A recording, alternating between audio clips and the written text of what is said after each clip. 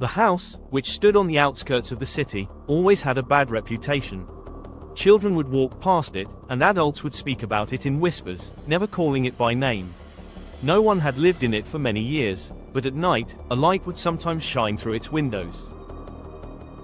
One evening, my two friends and I decided to go see what was happening there. We were teenagers, full of adventurous spirit. We were scared, but we pretended we weren't. We trespassed onto the property, walked past the old, leaning trees, and stood before the front door. It was unlocked. The inside of the house greeted us with a cold, damp air, despite the warm summer evening. We turned on our flashlights and began to move through the rooms, which were covered in a thick layer of dust. All the furniture was in its place, as if left in a hurry, but it was wrapped in a white sheet, resembling a ghost. We reached the living room. In the middle of the room stood an old piano. One of my friends, Mikhailo, tried to press a key, but there was no sound. Suddenly, as we were about to leave, the piano began to play on its own. The keys moved, but we couldn't see anyone who could be playing them. The sounds were sharp and dissonant, as if someone who didn't know how to play was trying to play something familiar.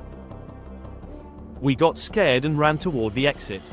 But the moment we were about to leave the house, the front door slammed shut with a loud bang. The handle on the outside moved, but we couldn't open it. In a panic, we began to look for another way out, running around the perimeter of the house.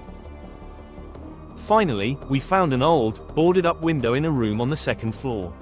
We broke it open. The window was large, and we fell to the ground from a great height. One of our friends, Maxim, broke his leg. We tried to help him up, but shadows began to appear in the house. They looked like human figures, but they were dark and had no faces. They moved along the perimeter, as if looking for us. We managed to pull Maxim out, and as soon as we ran out of the house's yard, all the shadows disappeared.